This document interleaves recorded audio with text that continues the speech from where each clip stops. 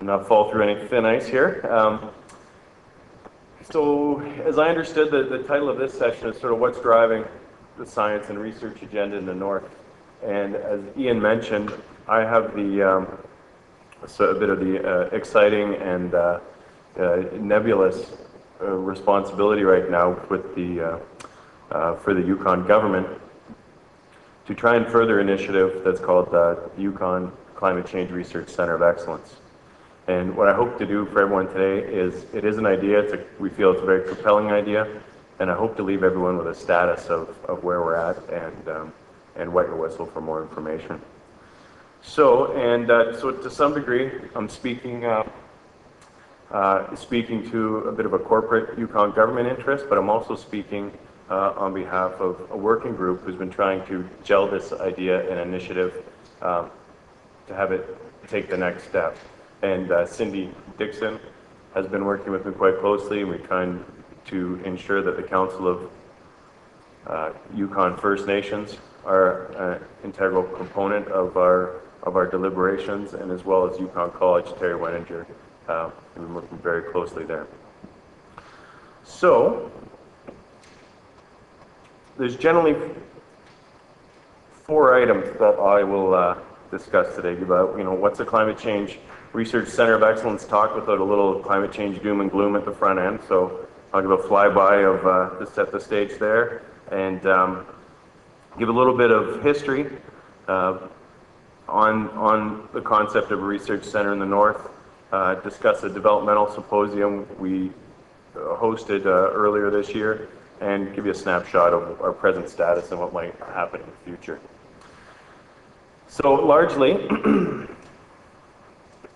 this Center of Excellence is to try to gel some of the capacities and knowledge and research assets in the territory around a compelling story. That's the challenges that we see in the near and distant future with respect to climate change, as a bit of a policy priority, and as well as just basic strategic challenge, community level, government initiatives, individuals.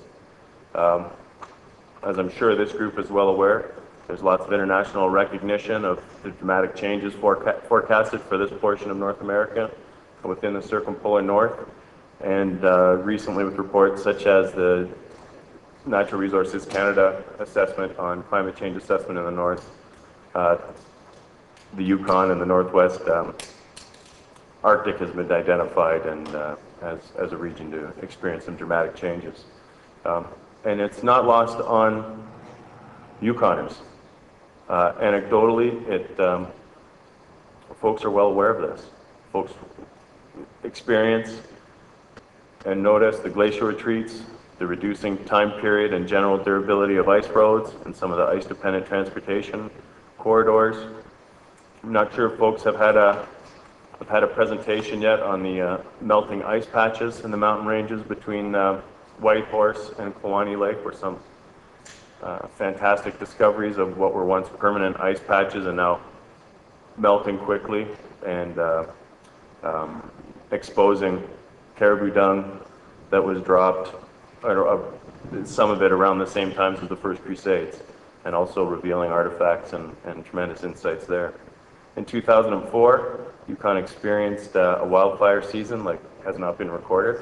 We broke all the records, most fire starts, greatest area burned, longest fire burn, and highest smoke indices. Rick Janowitz, in his presentation, mentioned the Marsh Lake flood. Folks are making the personal connection to climate change and expecting that would be occurring with greater frequency. Folks are noticing mule deer, the northern expansion of what we consider, I guess, quote-unquote, southern species, noticing the populations are going up.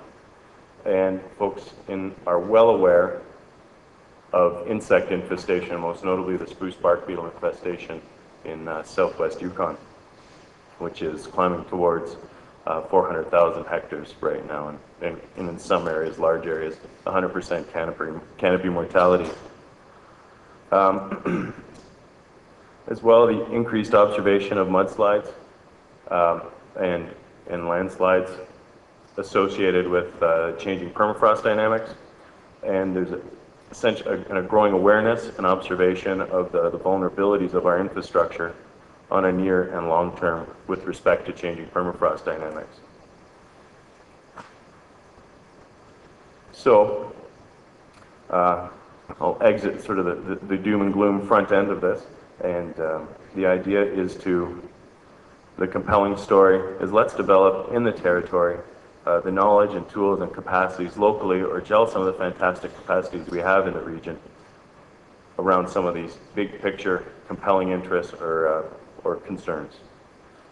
Enter the concept of a research center of excellence focused on climate change, mainly adaptation, but also with a nod to mitigation issues as well. The idea of a research center in the territory it's been sort of part of the public debate for some time. Before my time in the territory, but apparently in the 1980s, there was a fair number of initiatives focused on developing something.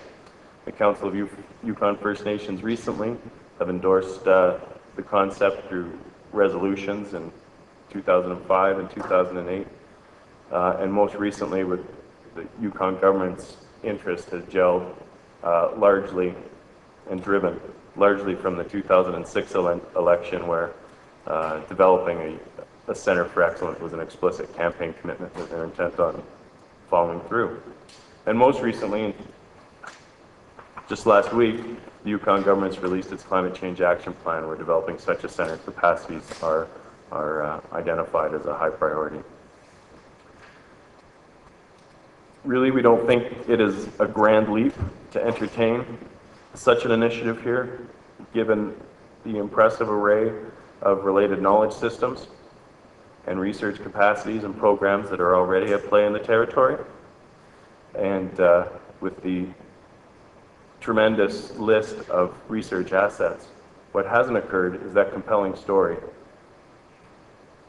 to move some of those research activities, or to gel some of the cumulative knowledge aligned with high-level concerns or strategic challenges.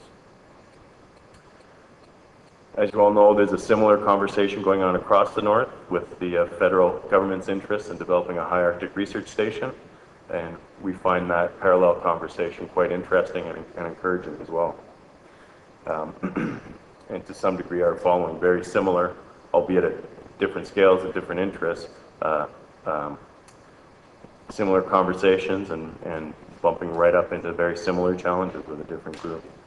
So in the late fall of last year, we put together a working group, Cindy Dixon, myself, and Terry Weninger, the president of the college, and we thought the best way to kick this off was to conjure up a grand vision, some principles, a straw dog operating structure, and throw a research agenda in front of folks and generate some discussion and see what enthusiasm comes. What's our response? Let's take a sounding for how deep this interest might go. The college showcased very well, and in a nutshell, as a quick report, the interest ran quite deep. We engaged a broad group of sort of research stakeholders locally and nationally, and had a fantastic discussion on the vision, the potential operating model, and where we thought we would put a grand vision in front of folks and we'd be whittled down to something practical, the response was essentially, you're not being, it's not enough. Make it bigger, make the approach more compelling, generate more enthusiasm behind this idea. So humbled and terrified, we've moved on to think about the next steps. And what we found particularly encouraging example of some of the enthusiasm or some of the real opportunities that are in front of us is if you can imagine putting invitations out rather quickly, up to 2 weeks or just before Christmas, and asking folks to show up to a symposium in Whitehorse in February, early February for that matter. We were expecting 30 to 40 people may show up and we'd have a nice little intimate conversation, a strategic session. Well, the opposite happened. We had 110 folks show up, and we were scrambling to get everything together and to get it all to happen in one day as we we had intended. So we're extremely encouraged with that.